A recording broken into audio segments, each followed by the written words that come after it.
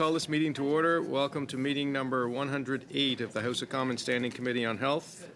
Just a quick safety reminder not to put earpieces next to the microphone because it causes feedback and potential injury. In accordance with our routine motion, I'm informing the committee that all remote participants have completed the required connection tests in advance of the meeting. Pursuant to Standing Order 108 Sub 2 and the motion adopted on May 16th, 2022, the committee is resuming its study of women's health. I'd like to welcome our panel of witnesses.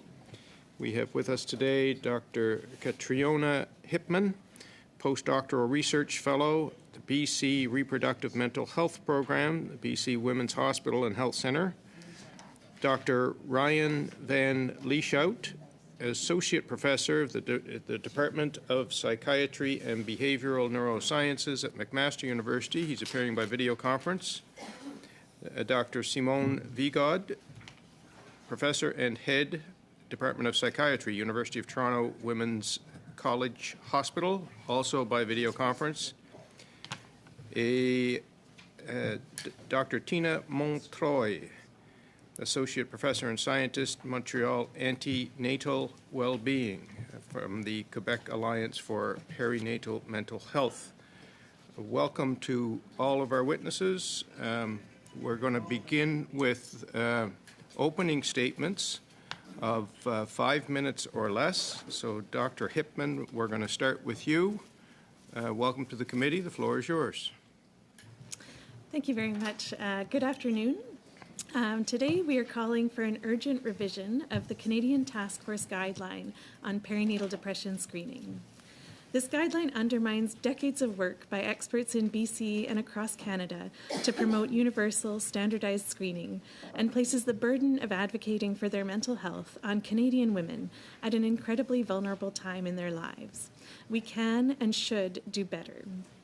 My name is Catriona Hipman, and I'm a postdoctoral research fellow with the BC Reproductive Mental Health Program, the University of British Columbia, and the University of Calgary. I'm a Canadian Institutes of Health Research Fellow and a Michael Smith Health Research BC Fellow. Perinatal depression is an important public health issue. It affects 10 to 15% of women, with even higher rates amongst marginalized groups, affecting almost half of immigrant and Indigenous women. In light of this, it's unsurprising that suicide is a leading cause of maternal deaths in Canada. Early identification is key to improved outcomes. When caught early through universal standardized screening, perinatal depression can be successfully treated and negative downstream consequences for the child and family can be prevented. Not only can we prevent disastrous outcomes for families with early identification, we can also save costs for the healthcare system. A 2021 report by the Canadian Perinatal Mental Health Collaborative demonstrated that costs of $150,000 Canadian dollars for each mother-baby dyad affected by perinatal depression and anxiety could be reduced to $5,000 per family with universal standardized screening. Given this context, it is shocking that the Canadian Task Force on Preventive Healthcare currently recommends against universal standardized screening for perinatal depression. This recommendation contradicts screening recommendations within Canada as well as worldwide, in the US, the UK, and Australia. We at the BC Reproductive Mental Health Program set the standard of care for British Columbia through clinical practice guidelines, resources, and interdisciplinary education. We're a national leader in perinatal mental health care, providing over 5,000 direct patient care visits per year and indirect care for countless patients through a rapid consultation service to BC primary care providers. As determined by the Reproductive Mental Health Program, the standard of care in BC includes universal standardized screening for perinatal depression. In contrast, the Canadian Task Force recommends that perinatal depression screening occur as part of usual care. This means that only patients flagged by their primary care provider will receive additional attention. This is simply not enough. A study in Alberta in 2021 documented that in usual care, approximately 2/3 of cases of perinatal depression were missed. This study estimated that 2,000 cases of postpartum depression could have been detected with universal standardized screening. Usual care places the burden of advocating for their mental health on Canadian women. We know that our healthcare system is strained, and the reality is, under usual care conditions, it's the patients that need to bring perinatal depression to the attention of healthcare providers. What's more, usual care is inequitable care.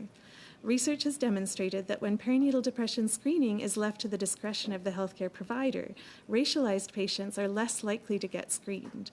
White women are more likely to have their concerns taken seriously, and women with socioeconomic privilege have the greatest capacity to advocate for their own care. This perpetuates health inequalities and further marginalizes Canada's most vulnerable. You might think that we just don't like the conclusions that the task force reached, but it's more than that. Their conclusions are not justified. The systematic review on which the guideline was based identified a single randomized controlled trial, or RCT, which found that participants who had universal standardized screening had improved maternal mental health outcomes at 6 months postpartum.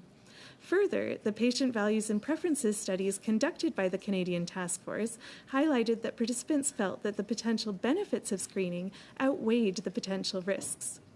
Participants characterized potential harms of screening as trivial. Our perspective aligns with the patients in this study who felt that, quote, risks of overdiagnosis or its resulting treatment were not considered critical in comparison with failure to diagnose depression. In summary, the task force prioritized concerns about speculative harms over documented benefits, the perspectives of patients, and the opinions of experts. We need to take the burden off Canadian women. Universal standardized screening promotes equitable access for all Canadians to have a mentally healthy pregnancy and postpartum. We need a Canadian Task Force guideline that prioritizes preventive health care. Thank you. Thank you very much, Dr. Hipman. Next, we're going to go to Dr. Montroy with the Quebec Alliance for Perinatal Mental Health. Welcome to the committee. You have the floor for the next 5 minutes. So I am an associate professor at McGill University in the Department of Educational and Counseling Psychology, as well as an associate member of the Departments of Pediatrics and Psychiatry. I'm also a scientist at the Research Institute at the McGill University Health Center. As such, I bring together sort of the perinatal mental health expertise to the early childhood development, and this is what I'm going to advocate for today. To sort of add on to what my colleague here mentioned, the perinatal period is defined as the gestational period between pregnancy and the 12 months postpartum. We know that perinatal mental health disorders such as depression and anxiety are amongst the most common complications of childbirth, affecting as much as 20% of pregnant and postpartum individuals. The rates of postpartum depression have doubled since COVID-19 pandemic, and this is a source that's been provided by Inspiring Healthy Futures with the contribution of Health Canada and Public Health Canada, which is estimating that the incidence of mental health issues among both women have increased, women and men actually have increased by more than 10%. So these statistics are reported to affect an even greater number of women marginalized and underrepresented in the populations, such as the IBPOC women, who are disproportionately affected by mental health issues and are most often missed in these studies that we're reporting because we're not specifically targeting these populations. As such, it's creating, it's questioning the generalizability of the findings that we are often reporting. So more than 350,000 individuals become pregnant in Canada every year, which suggests that up to 105,000 Canadians may experience perinatal anxiety and mood disorders, making it the most common pregnancy complication. Pregnancy complications don't just have implications during pregnancy, such as, for example, gestational hypertension, preeclampsia, gestational diabetes, which have received recognitions for their predictive role in the incidence of more chronic disease later on in women's life. This is not the case, however, for mental health during that same critical period of women's health. As it was mentioned, maternal suicide is a leading cause of maternal death in high-income countries, while maternal depression and anxiety are associated with an increased risk of preterm birth, low birth weight, child social, emotional, and behavioral difficulties, and this is where my child expertise comes in, and also known to basically have a lifelong effect into adolescence and be associated with mental health issues in teenagers and adulthood. So some cost analyses that have been conducted in the United States, the United Kingdom, and Australia, countries very comparable to the one that we are living in, Canada, highlight the significant economic impact of untreated, and I mentioned untreated, perinatal mood and anxiety disorders in Canada. Thus, many experts working in the area, such as us here today, do question the lack of early detection and appropriate treatment of maternal depression and anxiety, as well as its consideration as a public health priority. Unlike other gestational conditions affecting the pregnant person, mental health issues remain the most underdiagnosed. According to Diabetes Canada, to just give a little representation or an equivalent, gestational diabetes affects one in 10 women. We said that mental health issues affect about 20% of women. Yet 1 in every 632 births would result in a baby with potentially complications such as Down syndrome. And this, again, is according to Health Canada data. Now, this data alone has sufficed over the years to understand the need to conduct and maintain a systematic nuclear translucency gestational diabetes screening as part of the routine prenatal care. Yet, despite what we know of the incidence of mental health issue and the fact that it affects both the woman's health and the child in terms of intergenerational transmission, we do not have the same type of screening when it comes to mental health issues during pregnancy. It's not part of our prenatal care, unlike some of the countries that I mentioned before that are developed countries such as ours. So, that being said, given the high prevalence and adverse consequences of perinatal mood and anxiety disorders, several countries now have recommended, as has been mentioned before and will be mentioned again, the need for routine screening of prenatal anxiety and depression and other mental health issues during the course of pregnancy.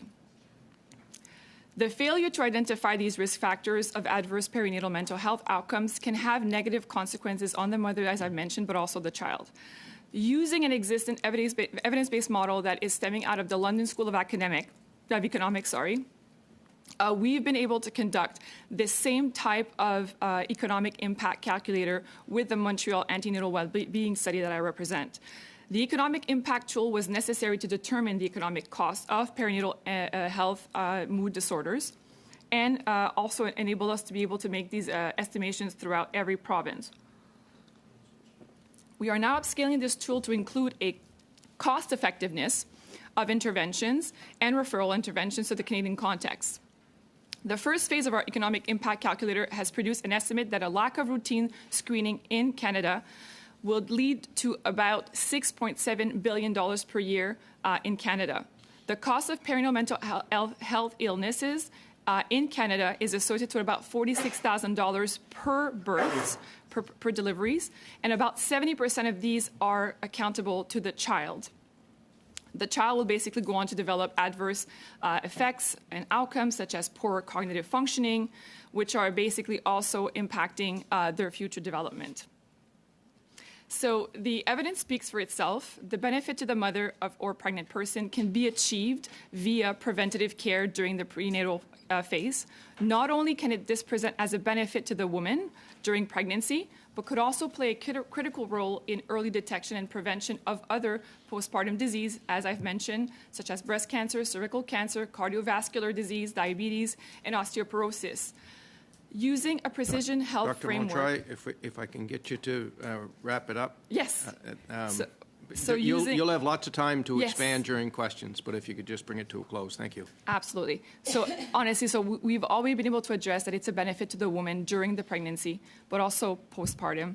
And as a benefit to the child, targeting perinatal mental health issues is optimal for its development and contributes to society from a human capital standpoint. Thank you. Thank you very much, Dr. Montroy. Colleagues, we are having some technical difficulties with the connection to our online participants. So we're going to suspend to get those resolved before we invite them to present their statements. So the meeting is suspended for hopefully just a short few minutes.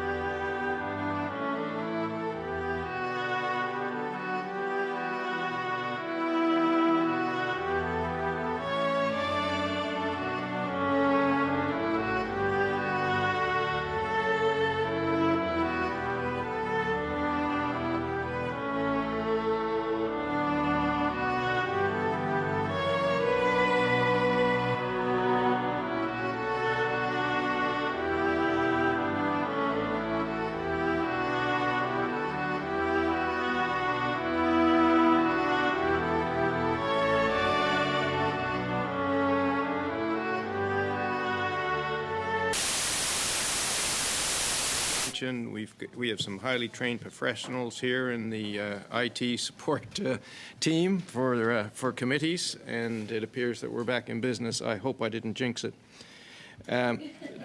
Dr. Van Lieshout, welcome to the committee. You have the floor for the next 5 minutes.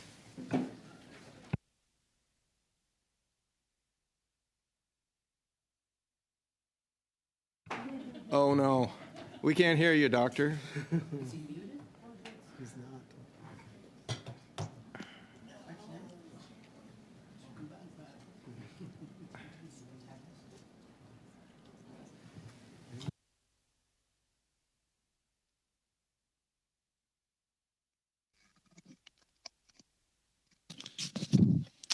I put on a new headphone. Is this better? Let's. Can you hear me now? Yeah. Okay, we're going to redo a sound check. I can hear you, but the trick is whether the interpreters can hear you well enough to do the simultaneous translation. Just wanted to ask you to move the boom of your mic up to between your nose and your mouth.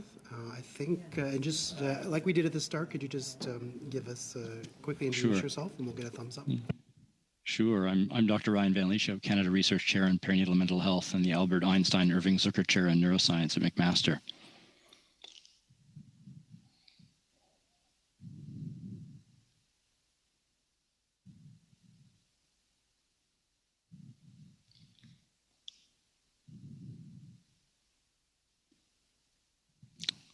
Did that suffice, Patrick? I'm sorry. I'm just waiting for some feedback. Sorry about that. Okay. I'm sorry about that.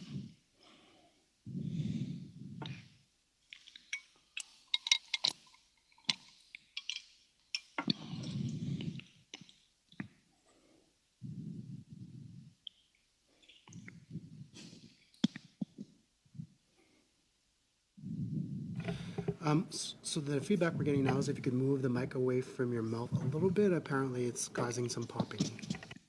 Okay. So I moved it away, and I'll speak again. Hopefully, this is just to you, Patrick, instead of in front of the entire committee. But if it is, We're good to go. Thank you very much. Sorry about that. Okay. no. Thank you very much. Thanks for your patience. Dr. Van Lieshout, you have the floor. Thank you again. Good afternoon. I'm Dr. Ryan Van Lieshout, Canada Research Chair in Perinatal Mental Health and the Albert Einstein Irving Zucker Chair in Neuroscience at McMaster University. I'm a psychiatrist, a clinician scientist who works with individuals struggling with their mental health during pregnancy and the first postpartum year, and whose research focuses on developing scalable psychotherapies for those with perinatal mental health problems. We also aim to optimize the delivery of these treatments to maximize their impact on offspring brain development. The primary goal of my work is to disrupt the intergenerational transmission of psychiatric problems from parents to their children. My clinical expertise led to my invitation to co-author Canada's National Practice Guidelines for the treatment of perinatal psychiatric problems and Public Health Ontario's Perinatal Mental Health Toolkit. Throughout my career, I have seen the devastating effects that mental health problems occurring during pregnancy and the postpartum period have on children and families, and have committed my work to reducing their impact. As the other experts have suggested today, perinatal mental health problems affect up to 1 in 5 women, but the disproportionate effects of the COVID-19 pandemic on mothers led these rates to increase to 1 in 3. As previously mentioned, each case of postpartum depression alone is associated with costs of up to $150,000 over the lifespan, 2/3 of which is attributable to offspring. Even though effective treatments can help both mothers and their children, as few as 1 in 10 pregnant and postpartum persons are able to access evidence-based care in this country. There are many barriers to the receipt of timely perinatal mental health care in Canada. One of the most significant of these is the current absence of coordinated care pathways that identify sufferers and match the right person to the right treatment at the right time. Second, since most individuals with perinatal mental health problems will respond to psychotherapy or talking therapies and or medications, another significant challenge is the relatively limited knowledge possessed by frontline physicians about the safety of these medications during pregnancy and lactation. Finally, the profound lack of access to evidence-based psychotherapies, driven primarily by a lack of healthcare providers trained to provide them, prevents us from meeting our goal of becoming the best country in the world to raise a child. However, there are many reasons for hope. a group of Canadian clinician scientists, of which Dr. Vigaud and I are members, are working with the Canadian Network for Mood and Anxiety Treatments to prepare national practice guidelines for perinatal mental health problems, which can be used to help educate frontline providers and guide the creation and application of Canadian-specific care pathways.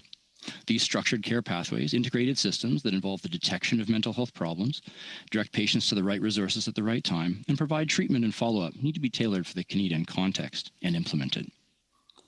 Once these pathways are created, they will enable us to use evidence-based psychotherapies developed and tested right here in Canada to optimize treatment.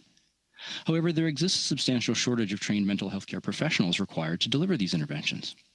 To address this, our group has developed and tested several effective, scalable psychotherapeutic interventions that can be delivered by a variety of individuals, including public health nurses with no previous psychiatric training, or even individuals who have recovered from psychiatric problems themselves, also known as recovered peers.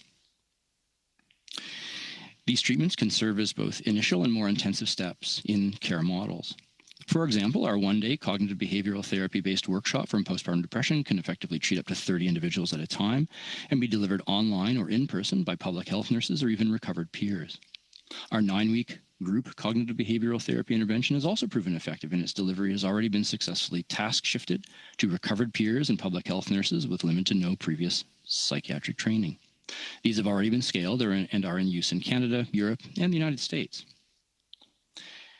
As Dr. Montroy pointed out, we know that when mothers get these treatments, they not only help them, but their offspring as well. Perinatal mental disorders are among the most common adverse childhood experiences. But research by our group and others has showed that treating mothers with postpartum depression leads to clinically meaningful improvements in mother-infant relationships, infant brain development and emotion regulatory capacity, and even the mental health of the older children in the home. This is in keeping with research from around the world that suggests that for every dollar invested in early childhood interventions, society reaps a $7 return. Perinatal mental health problems in Canada can be prevented, detected, and treated, and we already have the know-how to support mothers and disrupt the intergenerational transmission of mental disorders in families. The federal government can help by working together with experts to create Canadian-specific care pathways, scale the perinatal mental health workforce to meet the needs of mothers, and work together with the provinces to implement these systems. Such developments will enable our Canadian-made discoveries to improve the health and lives of all Canadians. Thank you. Thank you, Dr. Van Lieshout. And finally, Dr. Simone Vigaud from the University of Toronto and the Women's College Hospital. Welcome to the committee. You have the floor. Thank you to the chair and the committee for inviting me to present today on the topic of the mental health of women. Merci beaucoup de m'avoir invité. By way of introduction, as you've heard, I'm a psychiatrist. I'm the head of the Department of Psychiatry at Women's College Hospital in Toronto, where I also hold a research chair in women's mental health research. I'm a full professor of psychiatry in the Temerty Faculty of Medicine, the University of Toronto. For the past 15 years, my clinical practice and my research has focused on women's mental health. So what I wanted to talk to you today about is how and why I believe that the mental health of women is a major public health issue for you to consider. From menarche, the time that people get their periods, to menopause, women are 2 to 3 times more likely to develop common mental health problems, such as depression and anxiety, than their male counterparts. Mental health problems in women, of course, affect their well-being and productivity. Because women are often caregivers of all others in their sphere, when they are unwell, this can also negatively impact their children and families. When I talk to my students about this, when I talk to partners in the community about this, I usually say there are issues of mental health that are unique to women. You've heard about some of those today, including pregnancy, of course. And then there are issues that disproportionately or differently affect women. So biologically, there are unique considerations. For example, mood problems that fluctuate with the menstrual cycle might require different treatments or different medication regimens. We've heard quite a bit about pregnancy already today. Would add that treatment decisions in pregnancy and when someone's breastfeeding require us to think about the potential for impact on a baby. Also, even the way that women absorb and metabolize medications, they do this more slowly than men. So a dose of a medication, for example, that was established for an often larger or heavier man in the clinical trials might lead to toxic side effects. On the issues that disproportionately affect women's mental health, one of the biggest is physical, emotional, sexual abuse and assault, which is much more common in girls and women. You probably know that trauma changes the brain. It increases the risk for depression, anxiety, and post-traumatic stress disorder substantially. In fact, we now know that more than 50% of women with mental illness report having experienced prior trauma. Women are also at elevated risk of poverty, of isolation after immigration, stress due to caregiving, among other factors, which can not only increase their risk for illness, but also increase the barriers to them receiving care. So I thought I would tell you a little bit about how our Department of Psychiatry at the University of Toronto at Women's College Hospital has addressed this. And Dr. Van Lieshout works in a very similar program at McMaster University. But we are one of University of Toronto's main academic health sciences centers, and we've really taken these considerations to heart. So our department comprises the following clinical programming.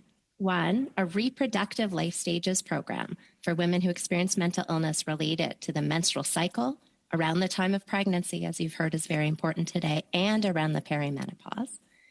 Then number 2, we have programs that cater to women from at-risk populations, including immigrants, refugees, Indigenous women, and women experiencing addiction. And then number 3, we have a trauma therapy program for women who've experienced emotional, physical, and sexual trauma, and now are experiencing complications of mental illness. Within these programs, because we're a university hospital center, we're dedicated to expanding knowledge beyond our walls via research and education. So we study causes of illness, such as our Canada-wide study of postpartum depression genetics. We identify novel treatments as well as how best to use existing ones. So, for example, we're using a non-invasive neural stimulation to treat depression in pregnancy for women who are worried about using antidepressant medications. And we just received funding from the Canadian Institutes of Health research to look at ADHD medications in pregnancy, because this is dramatically increasing in use among women. We also, as you've heard about today, develop and test innovative models of care to improve access, including not only in the pregnancy period, but also to expand access to trauma-focused therapies. And finally, we train clinical providers across all disciplines, so not just psychiatrists, but also social workers, psychologists, midwives, and other multiple areas of medicine that are related to ours, such as endocrinologists and gynecologists, so that people who are new providers and those who've been many years in practice can help to better treat the 50% of their patients that are women. But as you've heard from my colleagues today, while we're making excellent progress, the goal of having all women with mental illness in Canada receive timely, effective mental health care is not yet quite achieved. So I believe that some great impact on a national level would be to invest in the following concrete, actionable priorities in women's mental health. First, I would recommend a mental health awareness campaign about women's mental health to empower women to know what they can and should expect about their mental health and from their treatment. Second, really championing the education and training opportunities in women's mental health, such as those we have developed, Dr. Van Lieshout's team has developed, and others have developed across the country. And 3, increase the targeted research opportunities to both improve the experience of care for these women with mental illness today and to develop prevention and cures for the women of the future. Given the large number of Canadian women affected by mental illness, even small gains in meeting the mental health needs of women across their lifespan has the potential to lead to a large positive impact on the health of all people in our communities. Merci and thank you. Thank you, Dr. Vigod. We're now going to begin with rounds of questions, starting with the Conservatives. Ms. Vecchio, please, for 6 minutes. Thank you very much, and thank you to all of the different witnesses today for bringing your professional opinions and your work to this. I'm going to just start off very simply because we know that 1 in 5 Canadians don't have a family physician. So I believe this would be probably one of the biggest challenges. And so I see that most of you are in the academics fields, but perhaps you can share with me what you would know about this, because if you don't have a family doctor, then when you're pregnant, what do you do? So it's important to have these task force guidelines, but if there's not somebody monitoring them all all the time. What do we do in that situation? And I just want to pass it over to Katrina, to Ms. Dr. Hittman, if you could just share with me some of your thoughts on that. Yeah, that is a really important issue. In British Columbia, you can also directly access midwifery care, and I think the perinatal period represents a little bit of a unique moment in a woman's life where I think there's a greater chance that she would be able to connect with a family doctor. I've heard sort of anecdotal stories of people being able to get a family doctor when they're pregnant. And so, I think that's somewhat optimistic in being able to have that continuous care. But I'd also suggest that it could be beneficial to consider more of the self-screening and self-care options that exist. For example, I know of research in Alberta of a study that has basically instituted a program that's online that does empowers women to do screening for themselves, and then it can also connect them with online self-help, like self-care, self-directed cognitive behavioral therapy, and that kind of thing. So you can kind of let them do it. I really appreciate that. And hearing the testimony today, I've always had the thought when we talk about perinatal care and we talk about postpartum depression, I've always thought only about hormones. But many of you have talked about the environment as well, and we know that trauma adds to the environment. So when we're looking at the hormones, actually, I'm going to pass this one over to actually Dr. Van Lieshout, because you had talked about the medications. And I think as a mom of four, I know that, or mom of five had four, I think that's something that's very important to me, is going through depression, going through anything, watching what you're eating, watching what you're drinking so that you ensure that your child is safe. Can you share with me what they're currently using when it comes to helping maybe with hormonal or what things are safe? That's a great question. Thank you for asking. As I mentioned, we're currently preparing the latest version of under Dr. Vigod's leadership, the clinical practice guidelines for the treatment of a range of mental health problems during pregnancy and the postpartum period. And when we reviewed the literature carefully again, it appears that there's a relative lack of knowledge among a lot of professionals about the relative risks and benefits. People will often hear horror stories about things like this or read things online, but the vast majority of the medicines used to treat depression and anxiety have a relatively good safety record. And it's not that every person who has a mental health problem should be prescribed a medication, but it's really important that those who are already taking it and their healthcare providers are aware of the relative benefits and risks of these treatments, and that people who are thinking about taking them don't just automatically turn them down because of things that they're uncertain about, or that their healthcare providers are uncertain about. So it's just we're so happy to have this opportunity to update these guidelines and disseminate this information to all of those front care providers that are doing such excellent work with the women and mothers, pregnant persons, and birthing parents that we work with. Thanks so much. I heard many of you speak also about peer-to-peer, a variety of different things that we can do. And that counseling piece, I think, is so important.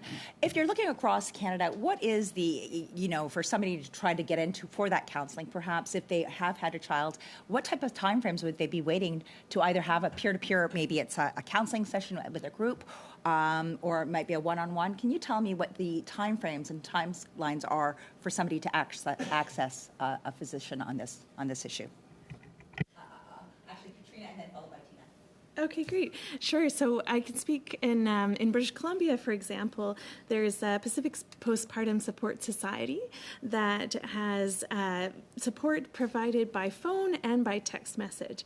So a person who is experiencing postpartum depression can connect with a peer that is on the other end of the line, and that's the hours are not 24/7, but it's very accessible. And then in terms of the actual sort of more formal counseling, that would take. It depends on how much money you have to access it privately. Basically, if you can afford it, then you can get it almost right away. But if you need to go through the public system, then that can take 6 months, 8 months, depends. Yeah. So I think that the lack of guidelines, the Canadian guidelines, when it comes to just screening and providing care, has led to, across Quebec, for example, very different types of programs being delivered based on the institution. So, for example, you'll have the St. Justin Hospital, where I happen to work, where they have sort of a step care approach. So because we have, for example, a chief of OBGYN over there that very much is attuned to what the reality that we've depicted today. And therefore, they have, for example, for all women being seen at that institution, there is a screening and referral process in place. And so therefore, there's also, but you were talking about self-care. So there will be, for example, a package called Grand Ours, which is really intended for psychoeducation, for example, connecting women with various resources across the province, one of which the Quebec Alliance on Perinatal Mental Health, also another well-known regroupement des ressources périnatales du Québec under the guidance of Marie-Claude Dufour. So therefore, there's always already initiatives there to allow women to be able to be connected. If you look at other institutions, there will not be that. So therefore, I think that also points to the fact that even when there's the best of intentions to provide care, because there's no clear guidelines in terms of what to do, there's even discrepancies, not just among provinces, but even within provinces themselves and institutions. Thank you, Dr. Montreuil. Suite, c'est le tour de Madame Brière pour 6 minutes, s'il vous plaît. Thank you, Mr. Chair, and for witnesses to be with us this afternoon. Je vais adresser mes questions au Dr. Montreuil. I'll put my questions to Dr. Montreuil. First of all, very simple question. When we talk about perinatality, what's the period covered? Well, as I mentioned at the outset, it's as of the conception, as of pregnancy, up to 12 months postpartum, so the first year of life of the child. Thank you. Would you like to continue with your opening remarks, or were you able to round them off? Well, I do have certain results that I can share. For example, in Quebec, we're going to be launching a pilot project from the Canadian Research Institutes, and that will give online interventions to really help with emotional regulation and to debunk the myths around these changes, biological and physiological changes, which are part of the prenatal monitoring, but also to talk about the psychological side of things, which is often overlooked. So we work with peri-aides, and they say in the postpartum Bible, if you like, there is a section. We've got 300 or 400 pages that talk about the baby and its care. And there's perhaps just 2 or 3 pages that talk about a postpartum mental health. So the point that I was wanting to make earlier, when it comes to follow up with the baby after immediate postpartum, there's a protocol to check that the baby is going to move around safely in the home. And we've also got a protocol, the shaken baby syndrome. And I do agree that it's good to have these routine exercises. But when we talk potentially about violence vis-a-vis the baby, the precursor, of course, to that is the mental health of the parents. So when we're checking a baby seat, for example, or why do we not check the potential risk of the mum or dad actually causing a trauma to the baby? Why do we not actually check up on the precursor, first of all, to see how am I behaving in this new situation, going through this new transition? So the transition to parenthood isn't the same for everyone. People have different experiences. That is what we need to bear in mind. And for most people, we have to ask right away about the question of access and then availability. Availability versus accessibility, as we say in English. There are lots of resources that are available, but now we have to see how we can integrate all of these, embed them within our care, our healthcare communities. And even if we said to the BIPOC community that these resources are available, then it begs the question, how can we not get access to these? There's a question of stigmatization. So pregnancy is an opportunity, as Katrina said, where we can create this type of link with the health system so that afterwards we're able to better prevent these disorders within the family. Thank you very much. You've actually answered several of my questions and opened up a door to others. So do you think then that in the prenatal courses, perhaps there needs to be some training or a section dealing with this? Yes, absolutely. We've also got another pilot project which has been funded by the Fondation des Étoiles in Quebec and also by CHU, the Hospital University in Saint-Justine, with the ECHO program, which is teletraining online. We mentioned today the fact that one of the reasons why people don't feel that they're able to carry out screening is saying it's because treatment as usual already covers mental health aspects. But we know that is not the case. Studies have shown this.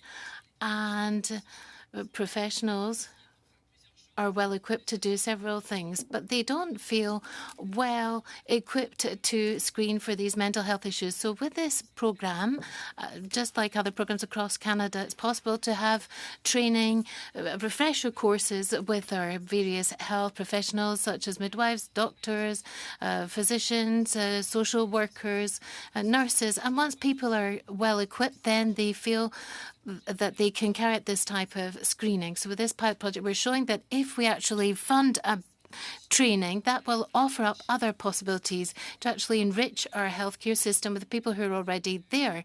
Then, of course, there's another issue. We need to hire more people to do this or reorganize our resources. But at least there are already things that we can do by setting up and establishing this type of guideline. So you think that interdisciplinary approaches are key to this? Yes, that's a key. For example, we worked with the Quebec Alliance on Perinatal Mental Health back in 2022. We were able to present that recently amongst Canadian decision makers. It was organised by the Desmarques Foundation. And there we questioned several target persons who would have an impact on mental health and an impact on women's health in Quebec in general. And we identified three major obstacles. And one of these is the question of integration. The resources are already there, but how do we connect these up? How do we join the dots? Sometimes there's duplication of efforts and there's people working in silos. So we have to, first of all, recognise the fact that perinatal mental health has to be tackled within the public healthcare system. And then secondly, we have to see how we can reorganise this.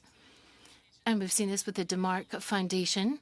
The event really revealed that there are several players within the community who play a key role in all this, and they could be better embedded and integrated within the healthcare system. And that would alleviate the burden, if you like, which can be created as a result of this transition.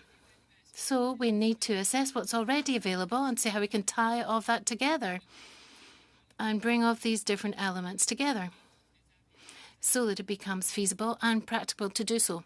Thank you very much to both of you. And now, Ms. Berube for 6 minutes, please. Thank you very much, Chair, and thank you to the witnesses for being here today, and thank you also for your significant expertise. I've got a question for Dr. Montreuil. Earlier, you referred to marginalised women. What are the consequences which we see perhaps more during childbirth and before and after giving birth? I talked about preeclampsia and other types of inflammatory diagnoses which disproportionately affect women in these marginalised populations. So sometimes we look at these statistics and we say, oh, it's not that many compared to other statistics, but we have to also consider that this is an underrepresentation. We're all researchers here, so we know that when we ask for participation, in general, we try to target people who are underrepresented, but it's always an obstacle, a barrier. There's also a question of trust. What are our motives behind this when we're carrying out that type of study? So many of our studies, unless we specifically target these people, we are not actually able to represent these populations. So that's why it's very important to work with communities and community partners because they already have these established links, for example, with the indigenous populations or also with certain black women populations. They're already integrated into community resources, so it'd be really advantageous if we could work more with these community organisations. They already have created this trust, and then we could have higher representativity. So that's a simple example I can share with you. It's certainly something to consider. And I think that the task force is really looking at this, but perhaps we need to fund more research that could target these women populations in particular. And these are implementation science projects. It costs a great deal when we do that type of project because we have to mobilise not just a community of researchers and practitioners who are used to carrying out research, but we have to work with people who've got this lived experience in the community environment. They're not experts.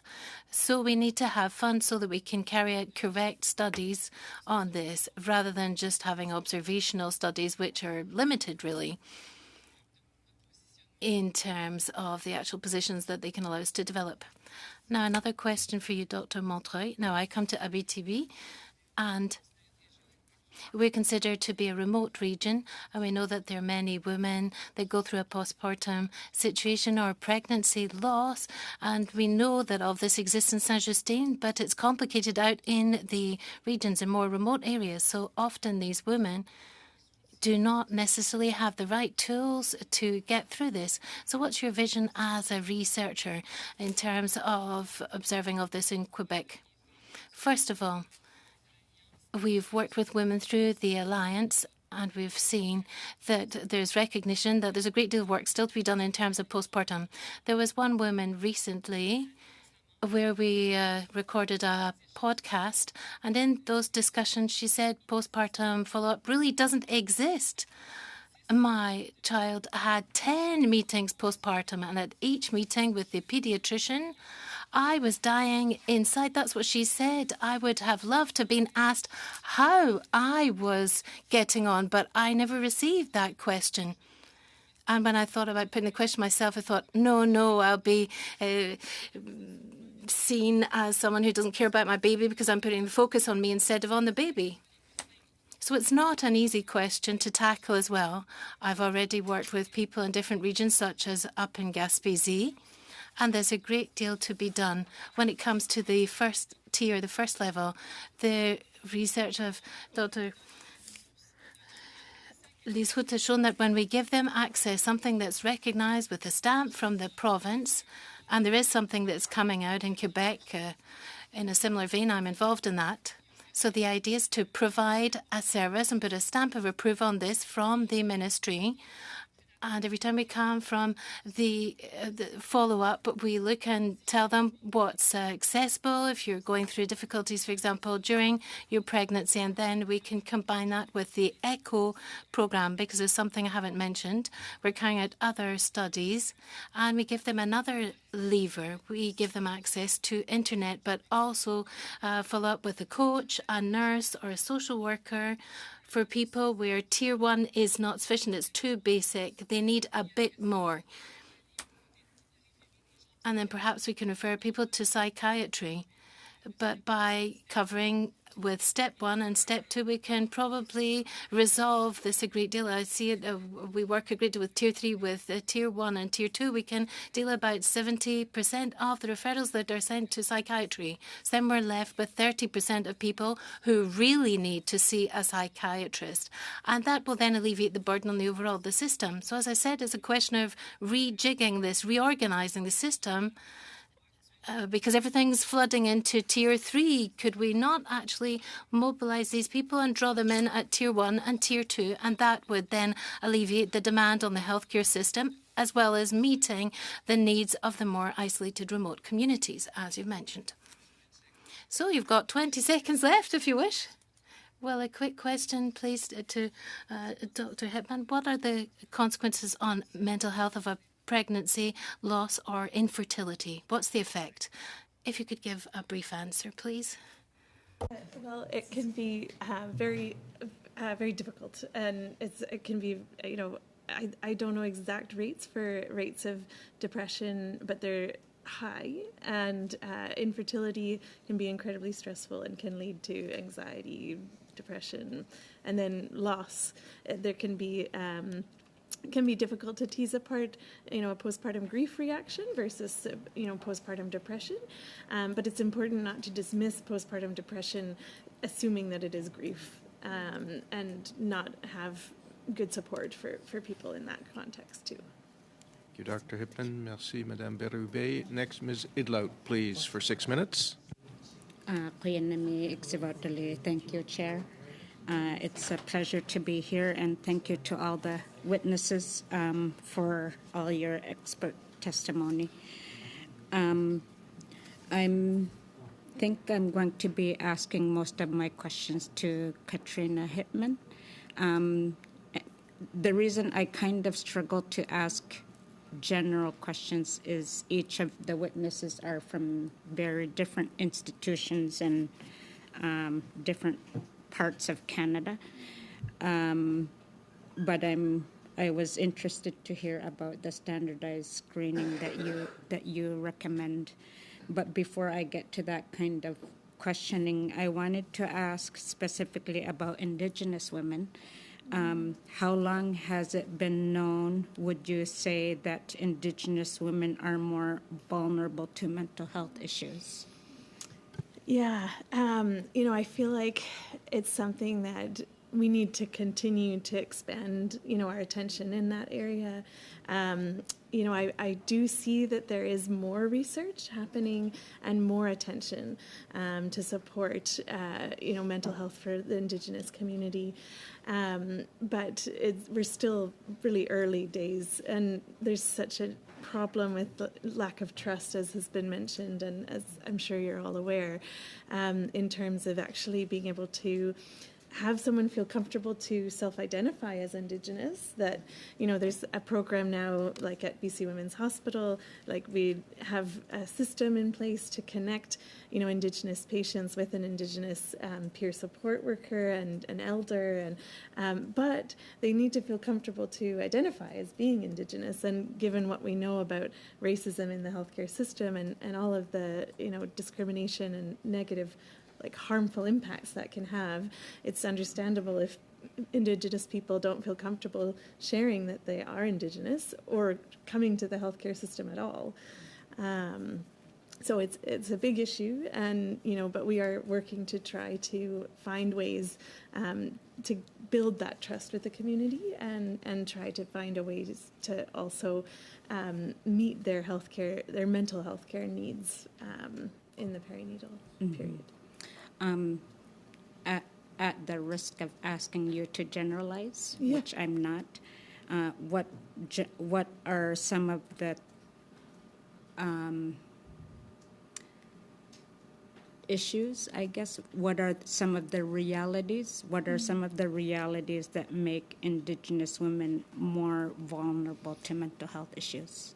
Yeah, well, just one thing is sort of the top of my mind is the, histories of trauma that so many, intergenerationally as well as personally, pregnancy can be a time when trauma can really come to the surface in ways that people maybe don't always expect. But you kind of grapple with identity shifts, and it connects to your, ancestors and, generations going forward. And so it's a really sensitive time, and I think it's inadequately appreciated and supported. It's wonderful to hear from Dr. Vigot about, the stream of support for trauma-informed care in their programs, but I don't think that that's a strong element of our healthcare system, generally speaking, in getting that support for people to go through pregnancy and have attention and care to the trauma that may be triggered and that they may need to process. So in terms of moving towards when you're making recommendations about standardizing screening, how would you make sure that that kind of standardization incorporates the need to reflect and understand what Indigenous women may have gone through, so that we are ensuring the move towards recognizing what some of those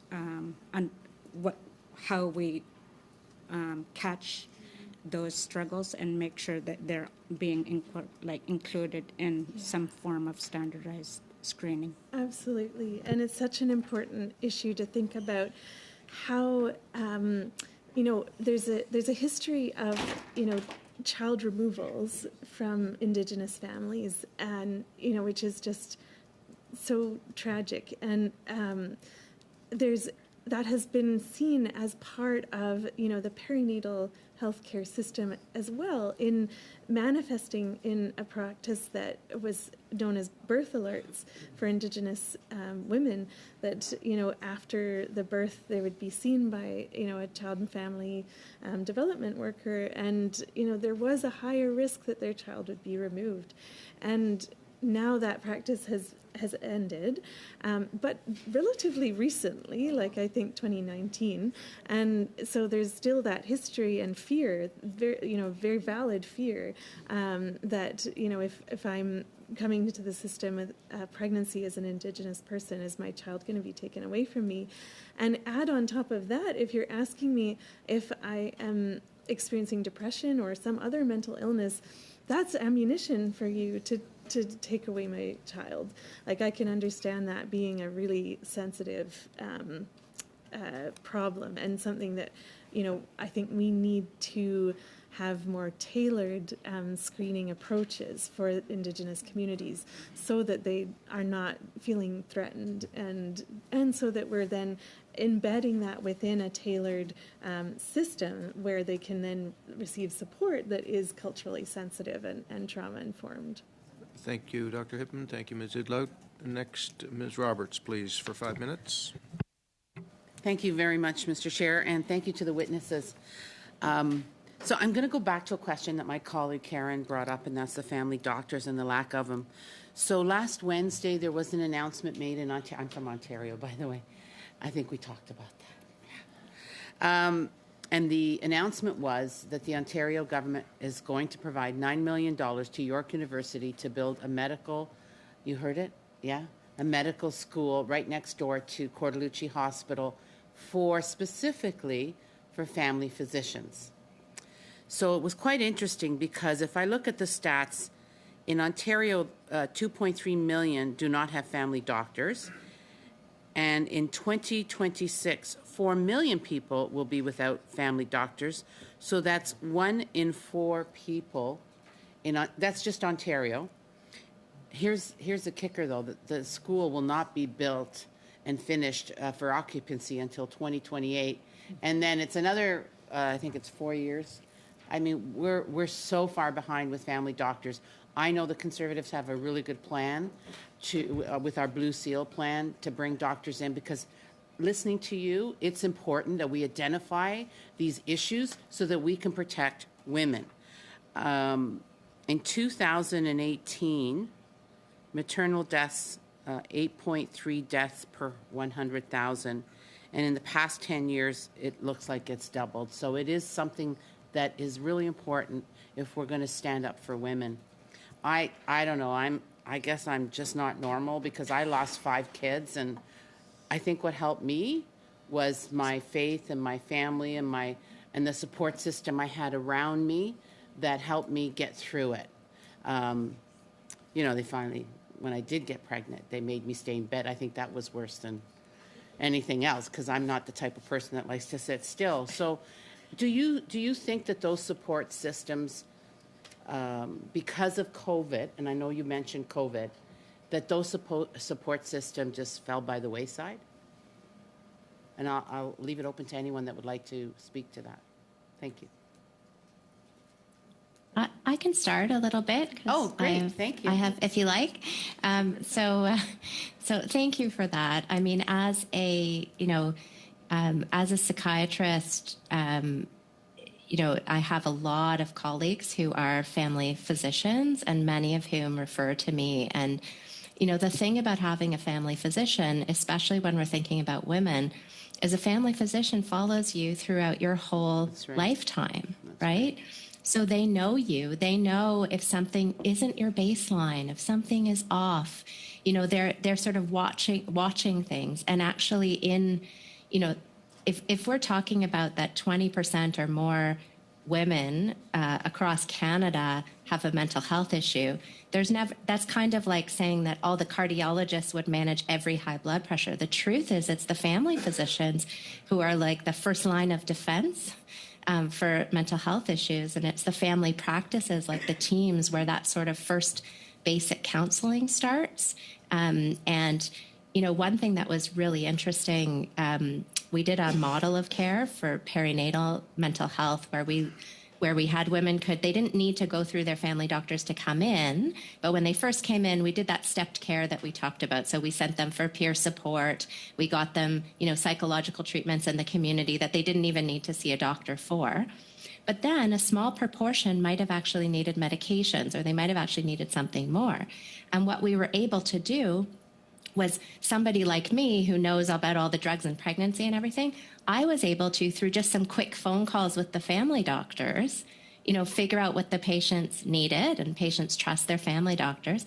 And out of the 50 people we put through our initial pilot, only 2 of them had to eventually come and see me. That's awesome. Right? And so it just underscores, you know, and family doctors know when there's something with their patient that isn't quite right? Almost like a parent knows with their child when something's not quite right.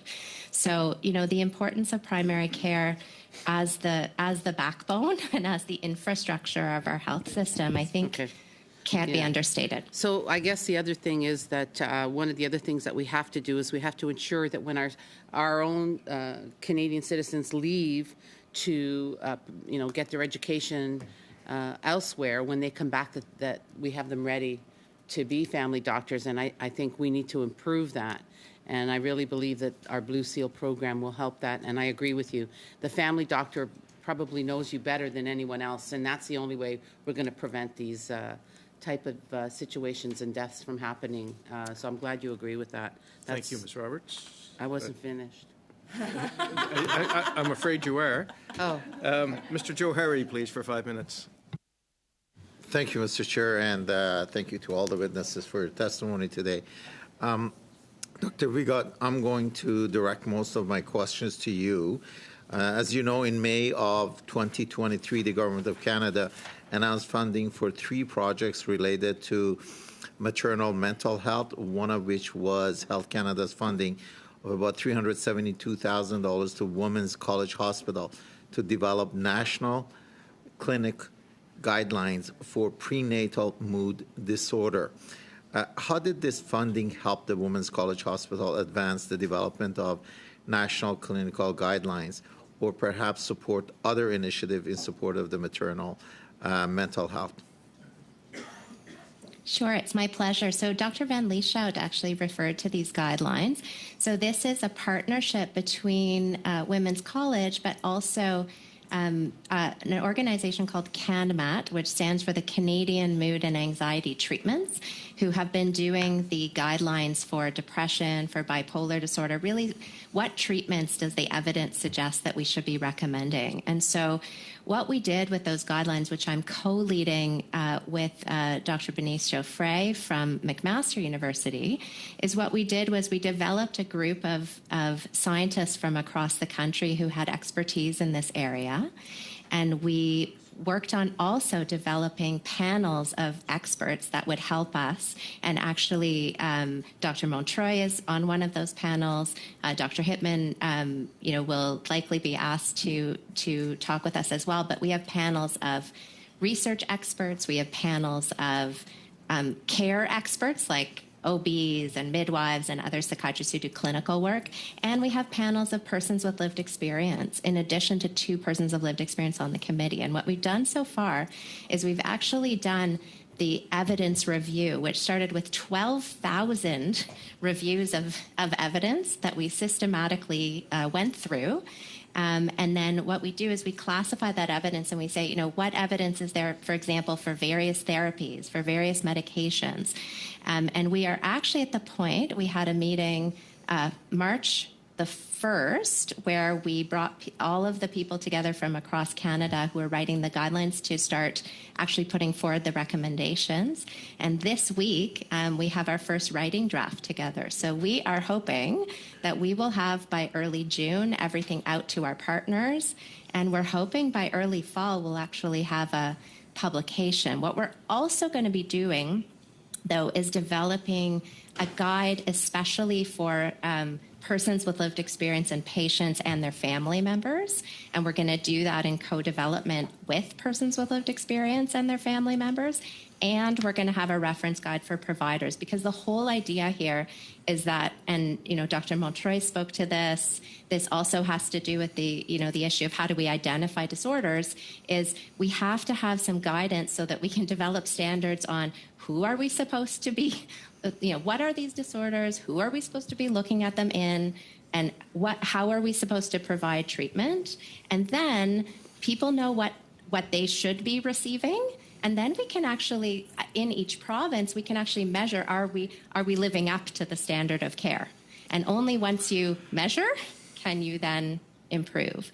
So that's where we're at, and it has been really a privilege to be able to have some of that support, especially for the library services, the evidence review. Like it's more work than I have to tell you I ever imagined. And Dr. Van Lieshout as well, I just have to give a kudos, who's been reviewing all of the medications that we need to use, and I think has spent, I don't even want to count, hours are in the 3 digits, I'm sure. So that's what we're doing.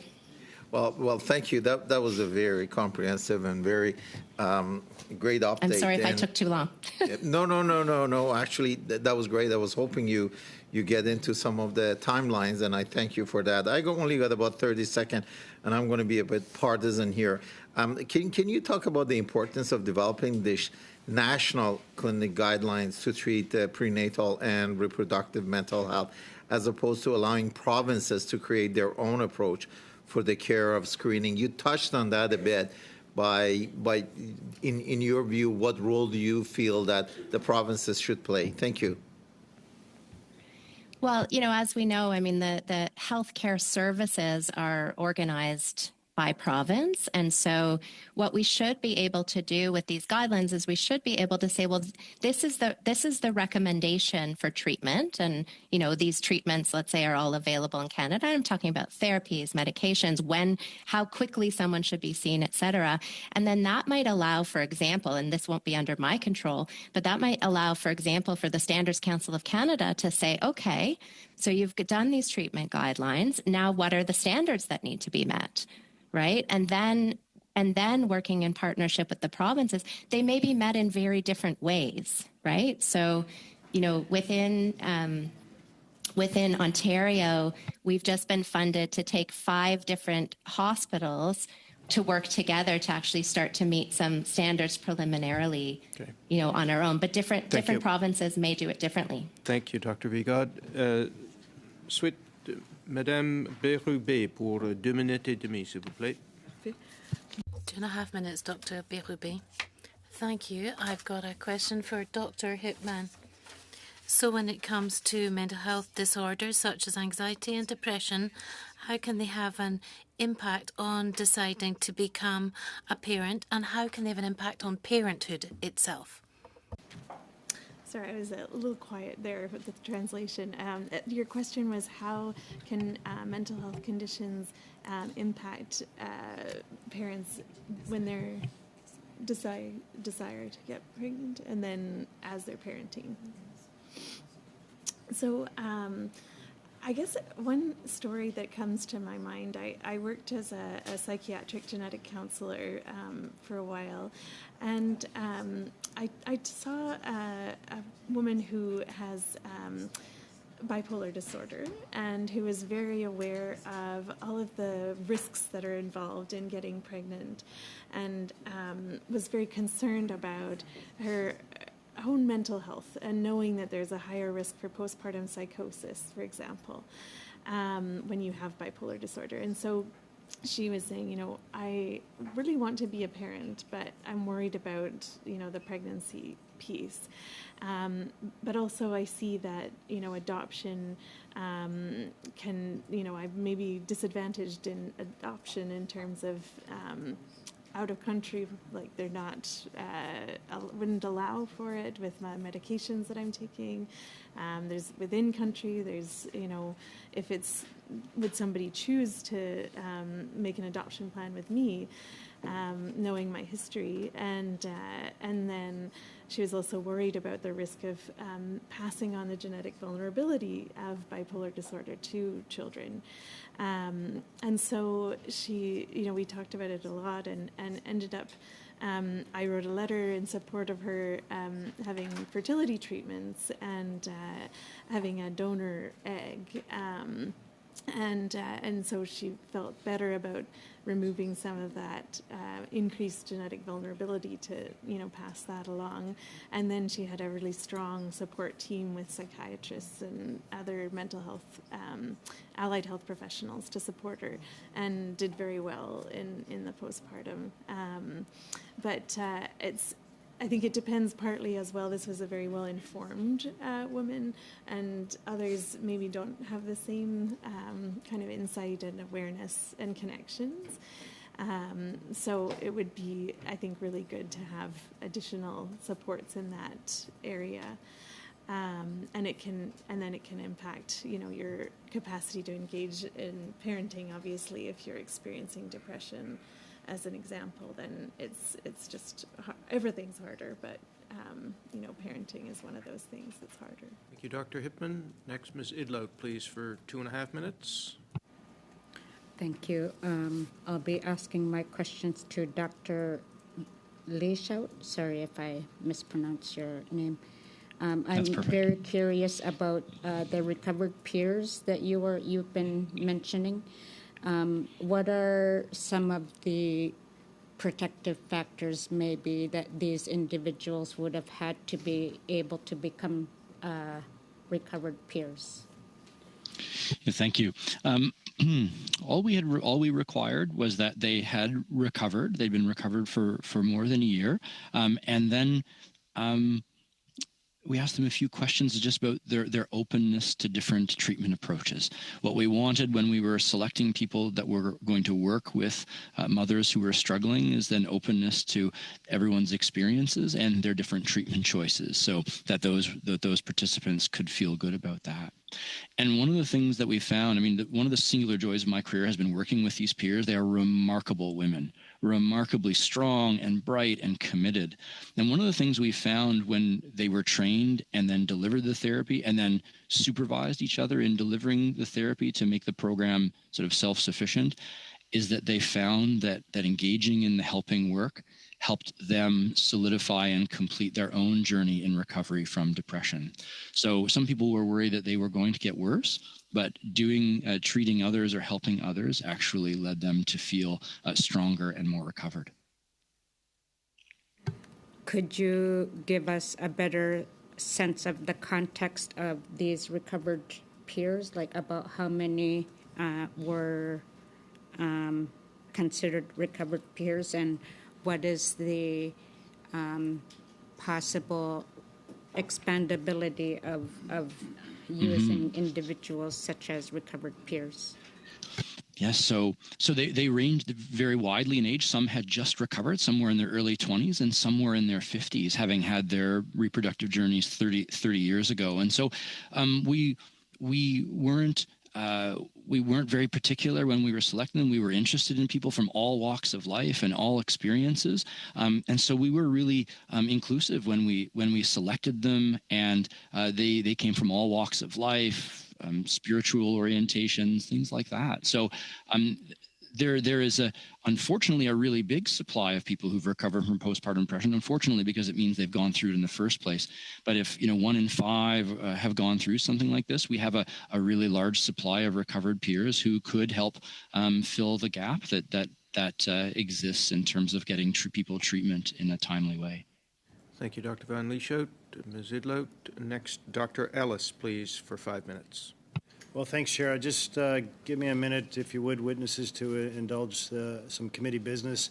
I'd like to give notice of the following motion, that the Minister of Mental Health and Addictions has asserted that there is no evidence of widespread diversion, and yet the Canada data released today shows that police seizures of government-issued hydromorphone in British Columbia has increased fourfold, or 300%, since the implementation of Safe Supply, from less than 100 seizures per year to 408 seizures in 2023. The Prince George RCMP reported the seizure of thousands of Safe Supply pills in an illegal drug bust of 10,000 individual prescription pills last month, and police in Campbell River, BC have reported the seizure of 3,500 diverted Safe Supply pills on the territory of the Wewake First Nation. The chief of the Wewake First Nation has harshly criticized the so-called Safe Supply experiment. 3,656 people in British Columbia have received government-issued hydromorphone because of this dangerous experiment, and that there have been reports of diverted Safe Supply drugs being sold in schools. That the committee call the following witnesses: the Minister of Mental Health and Addictions and Health Canada officials for no less than 2 hours, RCMP Commissioner Michael Duhem, Assistant Commissioner John Brewer of RCMP E Division. That's the end of my statement. Thank you for indulging me. I appreciate that.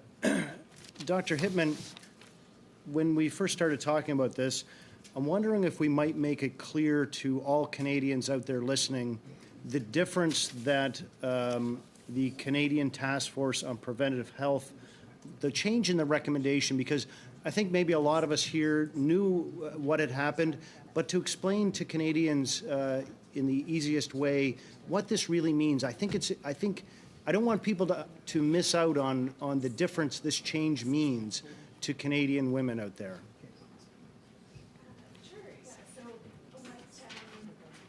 In terms of you're talking about the task force recommendation that came out in 2022. Yes, sorry, doctor, thank you. Yeah, that's okay. So when that was released, it actually was consistent with the previous task force recommendation that was focused more generally on depression in, I think, in women or in adults, that was still recommending against tool-based screening, so using sort of a questionnaire, basically, and suggesting that what would be better is a conversation with your doctor. And so the recommendation, basically, the change that we saw at the BC Reproductive Mental Health Program was that was released, and then we heard kind of informally from like OBGYN colleagues or family doctors, oh, so I don't need to worry about screening anymore. And so even though that wasn't technically what the task force recommendation was, what was heard, generally speaking, by maternity care community was that screening for perinatal depression was not recommended.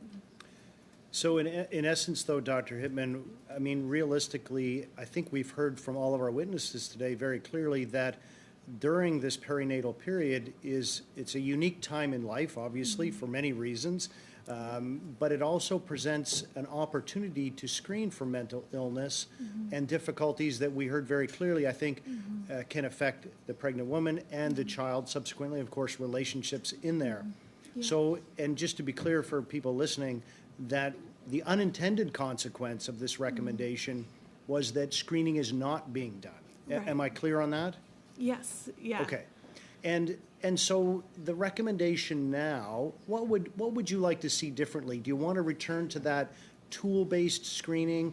I mean, often medicine's about a relationship, of course.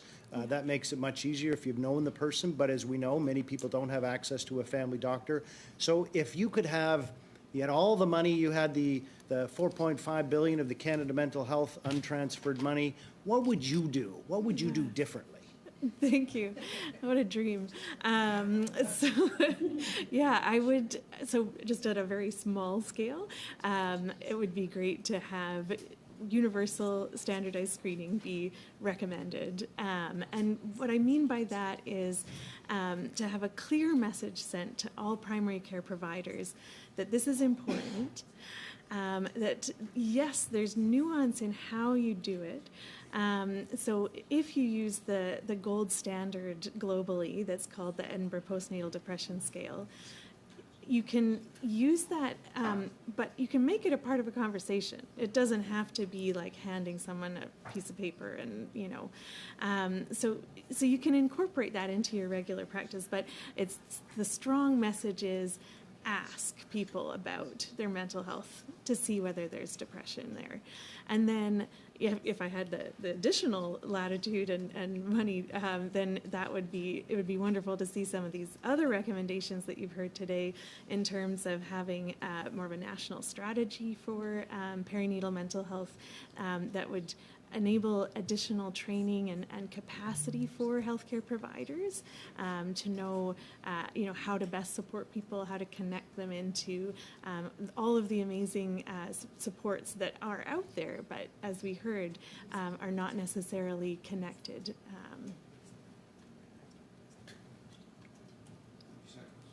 Oh, well, excellent. Thank you, Chair. And I guess the question then remains is, when we look at this, we know that 25%, maybe a third of Canadians have issues with their mental health generally. I think today we heard very clearly that pregnant women have perhaps more issues. And almost half of people now have unmet health care needs. And maybe I'll give a shout out. I met with the Canadian Association of Occupational Therapists today, and I think that they would be ideally suited to provide part of this care. Is that a fair statement? I think that would be great. Yeah, it'd be fantastic. I'd also love to see a role for psychiatric genetic counselors to support. Excellent. Well done. Thank you, Dr. Hippman. Thank you, Dr. Hippman. Dr. Ellis, next, Dr. Pawlowski, please, for 5 minutes. Well, we're all a very sophisticated bunch here, so I'm kind of surprised no one's asked some real dumb questions, so I leave it to me. I'm not a common sense conservative like over there, so I lack that. But I would have thought that, and as I recall in medical school, the big issue around perinatal depression, isn't it that there is a societal expectation that people are happy? The husband thinks that or whoever the father is thinks that the mother should be happy, the siblings figure they should be happy, their parents think they should be happy, and they're not. And I would have thought that's part and parcel of the whole problem, is that there is this expectation you're supposed to be happy, that kind of, perhaps some shame and unwillingness to talk about it because you're supposed to be happy. So with that, I had two questions. One is why? Like, how much is it hormonal? Is it, I'm sure it's a large number of cases because there's pre-existing depression. But how much of it is other things like the situation the woman's in? She's unhappy in the relationship, loss of freedom, lack of support. So how much of it is situational? How much is hormonal? So that's one of the questions as to why. And then the second part of the question is, how much is that part and parcel of the whole problem in recognition and treatment is the fact that there is this expectation you're supposed to be happy? Because we developed this program that I referred to before, which is called, it was inspired by Mothers and Babies, which is evidence-based really worldwide, but stems from Santo Alto in the US. And we adapted it to call it Toi, Moi, Bébé, You, Me, and Baby. And one of the first couple modules is really that. It's just basically like we made these kinds of cartoon BD, like we call them in French, and we were basically just addressing a lot of these societal sort of universal golden rules of how, like when I was saying before, of how people experience transition to parenthood. It's not the same for everyone. And I think a lot of the times there's these sort of social standards that are sometimes perpetuated by what we see more actively in the media. And so therefore, I think this is very helpful. People that we've worked with, we've had them test out the intervention at the very early stages in terms of feasibility and acceptability. That's one of the things that they would point out. I felt so relieved to actually see, a woman that was experiencing pregnancy in a positive light, but then there was also a representation of me where it's been very challenging, and it's not like, it's not a joyful moment. So I think think, until we really know, like, to get to your second question, the why, I think there's nothing that prevents us from actually just having these types of interventions available, because they do seem to help, right? And they're easily accessible, for example, in our province online. Now, the other piece is that there are, like, for example, studies like ours, like MOS, the Montreal Antenatal Wellbeing Study, which we're looking for, like, certain biomarkers. One of them, neuronal or, so endocrine. For sure there's something happening. We know there's specific profiles of women that are more vulnerable. And so therefore, when we're talking here, it's more about, women's health more generally, but preconception care, for example, brings about this opportunity to maybe, if we were to identify these biomarkers, we're able, in combination with just the dialogue and picking up on certain things that are being mentioned by the pregnant people, to also have these more medical and based biomarkers. What I would really want to maybe just quickly add is that, as a clinical psychologist, what I see is that people that are not expecting, they oftentimes neglect their well-being. We're all like that. We know what healthy lifestyle is, and we don't necessarily do it. Why pregnancy for both women, but also fathers, men, presents as an opportunity is that all of a sudden, I'm preparing to not only care for myself, but for my offspring. And there's something that happens at the cognitive level and the motivational level that people want to seek help. And so therefore, why not leverage this added motivation to actually get people to talk about mental health and how they can do a self-reflection at that moment to improve themselves according to not a curative approach, but more a preventative one. And we've already heard stats from Dr. Ryan Ventura about like the 1 versus 7 for every dollar invested. This is Dr. Heckman going back to 2000, which mentioned this. If we were to invest $1 in prevention, for example, it would cost us $7 in terms of curative care later on.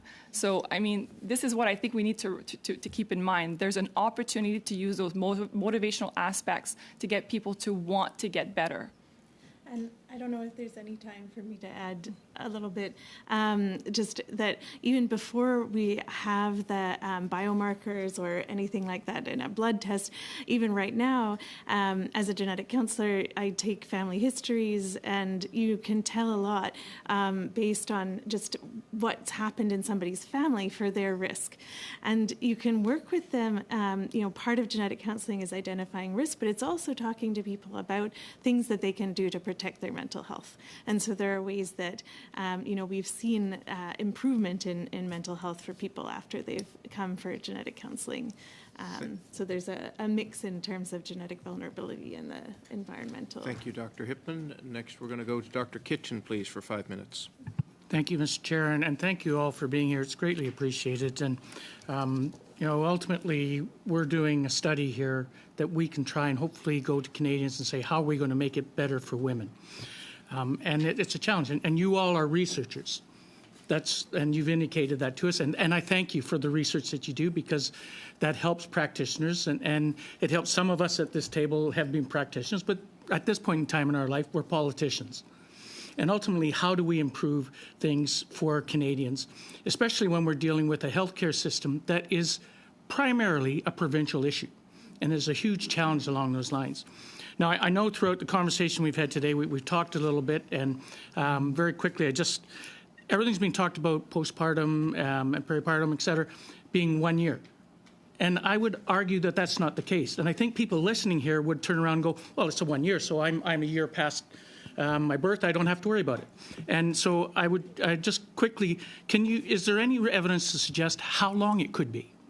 Dr. Montreux. Yeah, so that's a very good question. We do know from, let's say, I think more and more when we develop protocols to be able to follow that. That's one of the things, right? Those kinds of if we were to have a continuum of care from preconception going forward, we'd be able to really establish these very strong causal models to address the question that you have. But unfortunately, we have a lot of sort of cross-sectional studies at different time points, and we can kind of put these kinds of studies together. One thing we know for sure, for example, for some of the studies that we're conducting at the RIMUHC is that essentially, for example, in the case of anxiety starting perinatally, we do know that there is some sort of linkage, for example, with conditions that are inflammatory, that can then, for example, once we get these women at their first pregnancy, if we follow them into their second pregnancy, it seems that, if you were to look at these two pregnancies in more than just a year, there are connections. So, for example, the mental health that remains unaddressed will also affect. And I appreciate it, and I apologize for cutting you off because there are a number of questions and I have such a short period of time. Dr. Van Leishout, and I apologize for if I pronounced your name wrong, you talked a little bit about lactation and concerns about medications and issues. How do we educate Canadian women to truly, because today's world, and I know when I was in practice, Dr. Google came into my office every day and said, this is what I've got. And Dr. Google seems to know that a lot more about what goes on in lactation than supposedly practitioners do. And I'm just wondering, how do we combat that? Yes, I'm familiar with Dr. Google and their credentials. So I think the first thing is when we put together these practice guidelines and we get the state of the art in Canada together, and then we get that information out to the frontline practitioners so that they know this, so that when people come and ask those questions, when they seek a second opinion on Dr. Google, then they have that information handy and they can help those people make the best decisions possible. Same with the midwives. So we look forward to doing that with the information that we're pulling together now. And then, I think we have to see how that goes. Maybe there's room for public health to get involved and start to talk about all of the real benefits and drawbacks of treatment versus not getting treatment. And unfortunately, in Canada, with the shortfall of psychotherapies, they're not being available. Medicine's often a default option for a lot of people, and people just get no treatment as a result because of the uncertainty about the safety. Thank you, and I appreciate that as well. And ultimately, I think when we look at aspects of what we're dealing at, you brought up a point, and I come from rural Saskatchewan, and my colleague from the bloc, she comes from rural Quebec, and my colleague from Nunavut comes from much farther. So my rural, which I consider rural, is not even close to my colleague from Nunavut. And my colleague beside me, who comes from a rural area in London area, ultimately it's a half-hour drive. But we have 2-3 hours for our constituents to get to where they are. And our female constituents, where they're dealing with practitioners who are coming from various parts who've never lived in that area. And now, how do we educate those practitioners to make certain that that information to women is being put out during that time, such that they know what to do? Because driving 3 hours to go for a meeting, and as you said, Dr. Montreal, the reality is focusing on an issue of focusing on the baby as opposed to focusing on the mother is a big challenge. How do we improve that? Can I jump in?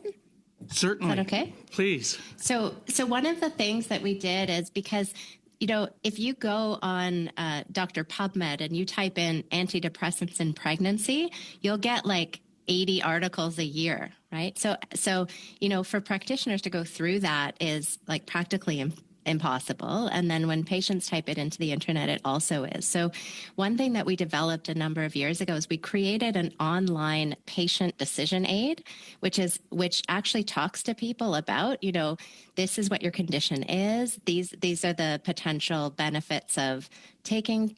These are all the different treatments. These are the potential benefits of the medication. These are the potential safety risks. And then we tested it. And we were able to find that somebody who did the talk to me, like in my clinic, because I'm a provider and I do these kinds of counseling all the time, that, the decision aid didn't give much more to them. But when we tested it with people across Canada who, for example, lived in rural Saskatchewan and other places, they really had a big improvement in their decision-making difficulty and felt it was so much easier to make a decision about whether to use the medications or not. And then we were funded, actually, we've just completed about 500 people all across Canada to see not only does it help their decisions, but does it help them actually have better outcomes and have less likelihood of having depression in the long term. So I think there is something about, if you can take the few specialists who then with a trustable brand with the evidence, then there are really neat ways of getting it out to people. And with the tool, the family doctor can download it, the patient can look at it. We have really good technological ways of getting that stuff out, but I think it's about making sure that the information is branded in a trustable way. Thank you, Dr. Vigod. Next, Ms. Thompson, please, for 5 minutes. Thank you, Chair, and I'm so pleased to be here today. I'm not normally part of this committee, but I have to tell you that what we're speaking about is very near and dear to my heart. And in my riding of St. John's East, there's tremendous work happening. It's not clearly where we need to be, but this is something that I'm very aware of and certainly continue to worry about. And as a mother and a nurse and now in this role as a politician, I want to, Dr. Vigold, if I could just go to you, and it really could be asked of anyone in the room, go back to step care. And if you could drill down just a little bit more, because in the back and forth, I still feel that there's not a real understanding of what step care is, and then the role of the multidisciplinary primary health care in enabling someone to begin the supportive treatments without having to see a family physician. So could you really break it down for me, please, in a really simple, tangible way? I can try. And then maybe my colleagues will help me with that a little bit. So the whole concept of stepped care is the idea that you would want people to be able to have treatments that are at, you would want people to be able, if they have very mild symptoms, you'd want to be able to give them the kind of least invasive treatments first and the ones that are most easily available. So, and then you would only want them to have you would only want to add on another higher step, something that is either takes more resources, takes more of their time, or maybe has more safety issues associated with it if they really needed it. And so what we normally think of as the step one of care for perinatal mental health is we're talking about education. We're talking about, self-guided treatments. We're talking about public health nurses' supportive counseling. We're talking about what we talked about today. There's so much evidence, for example, for peer support. Then if people, and for protecting people's sleep and dealing with all sorts of other like social issues that are happening and support. And then if those things don't work and then you'd want to move to a next step of care that maybe involves a formal psychotherapy like cognitive behavior therapy or interpersonal psychotherapy. And then if that doesn't work, you'd want to move up another step, maybe to medications. And then, if something's very, very severe, you might be talking about hospitalization or different kinds of, kind of more serious treatments. But you also have to remember in stepped care is that depending on someone's level of severity, you might give them the step one things, but also realize they need step two. Or if somebody is very, very ill, let's say suicidal, you would move them to step 4 right away. So stepped care really is about like what step do they need? And sometimes we can go up a little bit, but sometimes if someone's really sick, you might start them at a step 3. Does that help? Absolutely. Thank you. And could I also then lead into the conversation around public awareness, and that really links into so much of the challenge and stigma why women tend to hide how they're feeling in the perinatal period. What would a public awareness campaign program look like? Well, from my point of view, we've talked a lot about perinatal mental health today. From my point of view, we should be talking about women's mental health across the lifespan and all of those different unique issues because they're all related to each other. For women to even know that if you are biologically, if you're more likely to have mood problems around the time of your period, you're probably more likely to have mood problems when you deliver a baby and around perimenopause, right? It's all linked together. And what are the things that are different? Women should know that they might metabolize medications differently. So I think it's really about, given how many people struggle with mental health issues, we don't, a public awareness campaign doesn't need to talk about mental illness or mental disorders necessarily, but can talk about mental health issues across the reproductive lifespan so people can understand, what is kind of par for the course, but what should suggest that I might need a little more help? And if I need a little more help, what are the things I can expect from my treatment? And that's actually where I would start. Of course, I do 80% of what I do clinically is perinatal.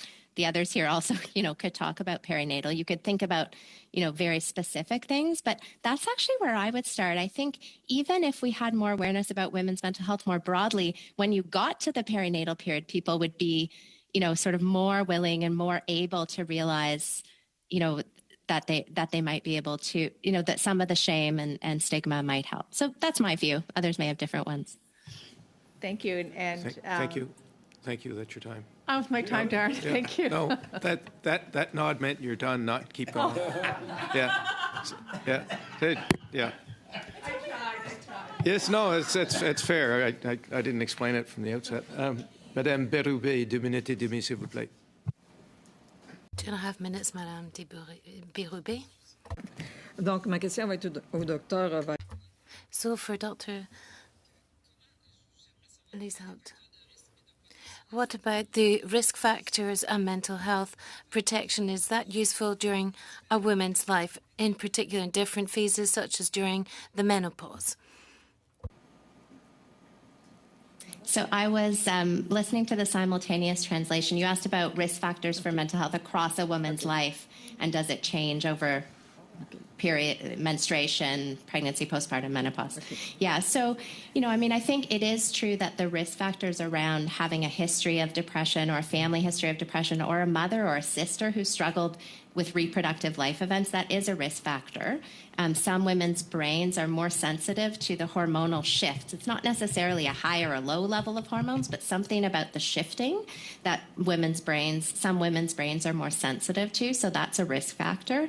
The other risk factors are some of the things that I talked about. So, for example, early childhood trauma, physical, sexual, emotional abuse is a major risk factor. And then others, psychological and social risk factors, losses, transitions, when related to the menstrual cycle, sometimes people, if they're in more stressful months, it will actually impact the premenstrual mood. We talked about the perinatal period, not only the biggest risk factor for perinatal depression is lack of social support, lack of emotional and practical social support. And then when you think about the perimenopause, you're talking about transitions there as well, right? People are, getting closer to ending careers, children are leaving the home. So there are really very similar risk factors and kind of, I would argue, women-specific risk factors. Selon vous, quelles sont les mesures? So which measures should be taken by the Canadian government to promote good mental health amongst women during these different life stages? I think I would say again that the biggest thing that we could do federally is to help women understand what they could face so that they know what they can expect from their mental health and they can expect from their treatment, and that they can understand that actually there are some very specific things that, there are actually different ways that we prescribe medication if somebody has trouble with their moods around the time of their period. Around the time of menopause, we get involved with the reproductive endocrinologist and the gynecologist because we have to think about, should this be hormone treatment or a different kind? So it really is, I think the awareness is important. And then I think the second thing is, again, the education. So we've got 50% of people approximately in the country are women, and yet it's not really in the core curriculum of training programs to talk about these women-specific things. Even like what dose of medication we should prescribe. We don't talk about that women absorb it more slowly, so it might, fill up in their, in their system higher and give them more side effects. I think we know these things, but we haven't. The federal government could help us with integrating these things better as core components of curricular training. And then finally, always more and more research about that attends to sex and gender. Thank you, Dr. Vigod. And next, Ms. Idlout, please, for 2.5 minutes. I'll ask my questions to Professor Vigod. I represent 25 communities that are all fly-in communities, none of which can be driven to. Out of the 25 communities, there's one hospital, and most of the communities only have nurse practitioners, a health center, and most experience closures will only open for emergency situations. Having understood some of these realities, I'm wanting to point out that there are too many risk factors for Nunavut, for women of Nunavut. What are the investments that this federal government needs to make to increase protective factors so that Nunavut women could enjoy the same protective factors that other Canadian women experience? You know, we speak a lot about the social and physical environment elements that underlie health, right? If people don't have the basics of what they need, then it's very difficult. You know, even in my practice in downtown Toronto, let's say somebody who's coming to me and saying she doesn't have enough food to feed her baby, or she doesn't have anyone to help her, let's say, at all, I'm not going to make her better with therapy and an antidepressant, right? So I think, I would not pretend to have all the answers, but I think we're back down to what are these risk factors and how do we ensure that people have the basics of what they need, in order to be able to then build upon that and to have wellness. Could you give an example of some of those basics? Would you agree it's something like having safe, comfortable homes, having a place to do homework, having a place to take care of your mental health? Absolutely. Thank you, Ms. Udlout. Next, Ms. Vecchio, please, for 5 minutes. Thank you very much. And I am just going to go back to, I put you down as Dr. V. Vigon. I think that is, I just wanted to ask you, you mentioned about the online patient aid that you have available so that we don't all go to Dr. Google. Is this something that's available to all women or just people that are patients within your center? So the idea is that it will be available across. We've actually finished the clinical trial now, so we're actually just talking. We're talking actually with the Quebec government about French translations, and we're talking now about how we can start getting it out sustainably. So hopefully, we will have it available pretty soon. That's fantastic. And just a question, because I think I come from the dental health field, and I know that we used to have patients come in all the time, and you'd say, that's a sinus infection. And the reason we would say this is because I understand that dental really was about a 1 or 2 days of the entire curriculum. So when we're talking about mental health, and when we're specifically talking about women's mental health during this period, the perinatal care, what type of training would a general practitioner have during those first few years of school? Well, you go right ahead. Answer? Go ahead, and then I'll go around. There is a little bit in the core curriculum in medical training. Dr. Montroy might be able to talk about psychological training, Dr. Hittman about genetic counselor training. But I would say that there are a paucity of hours relative to the proportion of the population that is affected. Dr. Hittman and Dr. Montreux? Agreed. I have worked to create some curricula for genetic counseling programs on perinatal mental health and mental health generally, and it's still something that is a very small number of hours.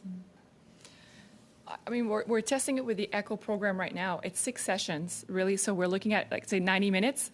So I mean, it's possible to already increase the level of knowledge, and it's not just knowledge; it's the know-how, right? Sometimes it's just validation of some information that maybe people have gathered themselves, but having it in the context of a formal training really is enough to empower people to feel better with what they're doing.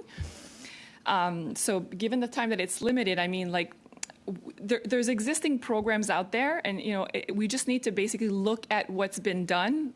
If we look at the ECHO program specifically for the perinatal mental health, for example, on one session is on screening and referral, and who can do the screening and referral. We're talking about sort of like more rural areas, well, we have a screening and referral protocol that we're now testing with midwives, which has been shown to work really well, and we're thinking it could be adapted to other types of health care professionals. So I think there's a minimum. Like, for example, what is mental health? Like, how do I detect it? Like, what are the tools?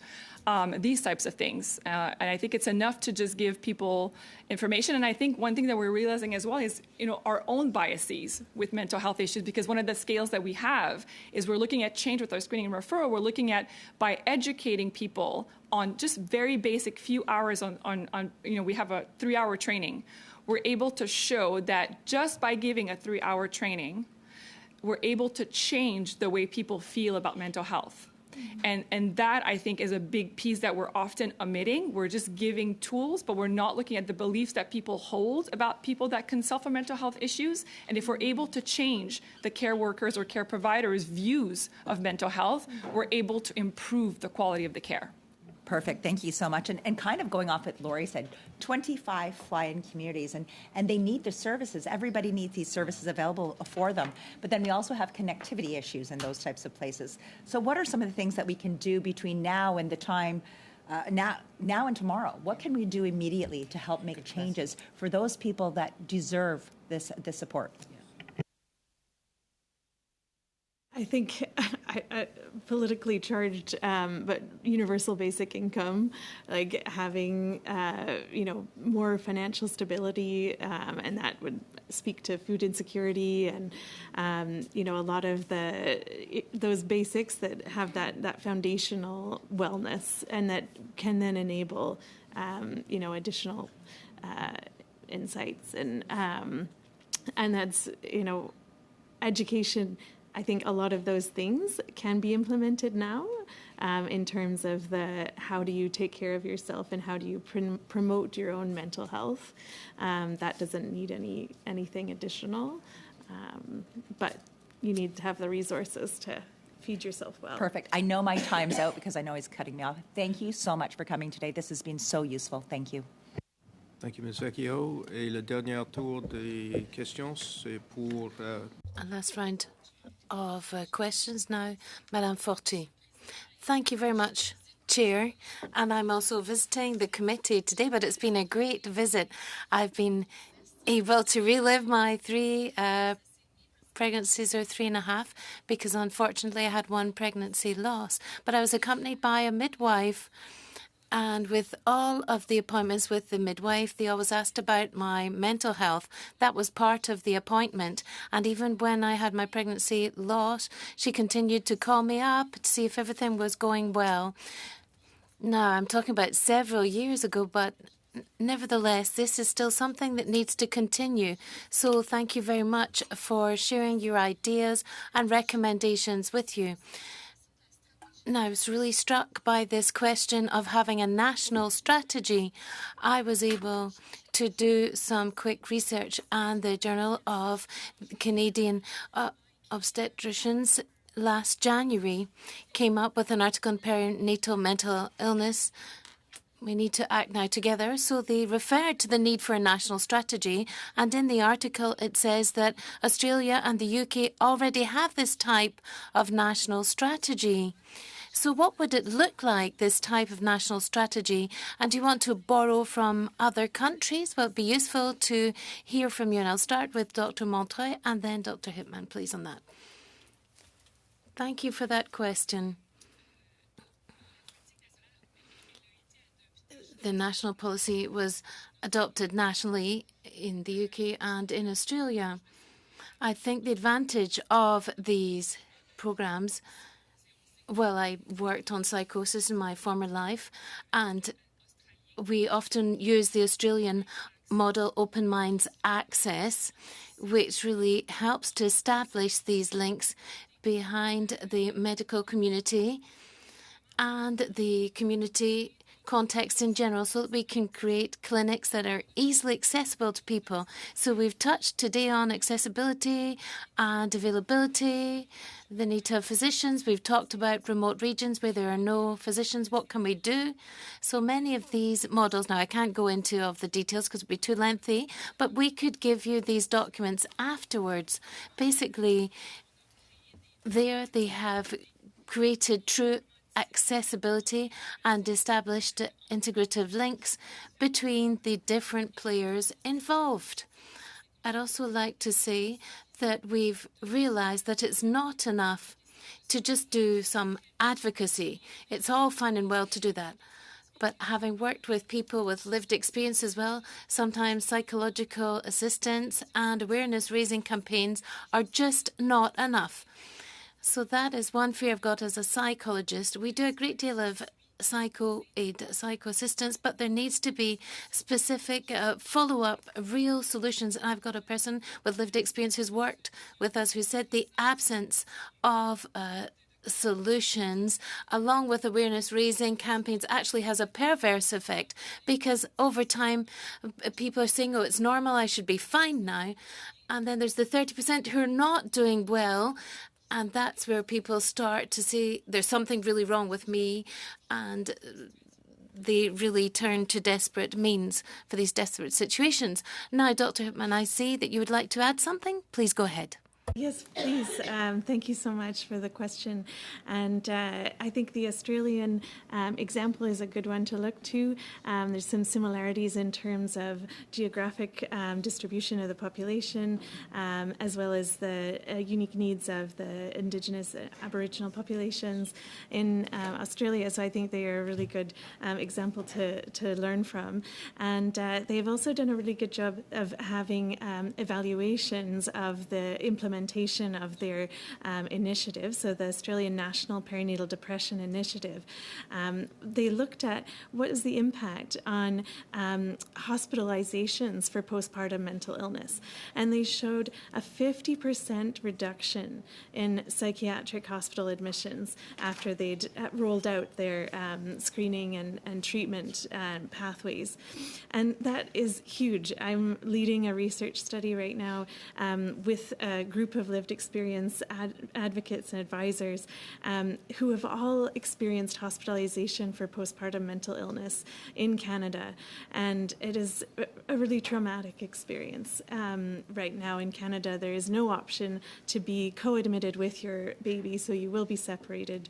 And it's something that we're hoping to work towards recommendations for ways that we can do a better job of supporting people once they reach that level of need, in that stepped care pathway. But it really speaks to the value of trying to catch people early, get those foundational supports in place, and ideally prevent the need to have hospitalization. Merci beaucoup. Thank you, Dr. Hipman. Colleagues, that's it for the round of questions. We're just going to bid our witnesses goodbye, and then I have one question for you, so please don't run off. To all of our witnesses for being here, thank you so much. It never ceases to amaze the depth and breadth of the experience and credentials that appears before this committee, and today's panel was a shining example of that. So thank you for being so patient in sharing your expertise with us. Be assured that it will be of significant value to us in our deliberations. If there are any matters that you wish to augment to what you've already said, we are more than happy to receive written submissions. It will all be considered as we put together the report. So to all of you, thank you so much. You're welcome to stay, but you're free to leave. The one question that I have for the rest of you, colleagues, is the time has expired for the consideration of the Medicago documents that we had available for review. And so we would like the direction of the committee to destroy those documents. And so my question for you is can we have a motion from the committee to do just that? Is there anybody with any discussions, any points of view on that? Motion to burn them. Okay. If I may, I would like a motion that the unredacted copies of the vaccine supply contract between the Government of Canada and Medicago dated November 30th, 2020, submitted to the committee in response to the motion adopted by the committee on Friday, January 29th, 2024, be immediately destroyed by the clerk following the adoption of this motion. Anyone care to move that motion? Dr. Pelosi, any discussion? All those in favor of the motion, please say aye. Aye. Contrary? No. The motion is carried. Is it the will of the committee to adjourn the meeting? Yes. Sure. The meeting is adjourned. Thank you.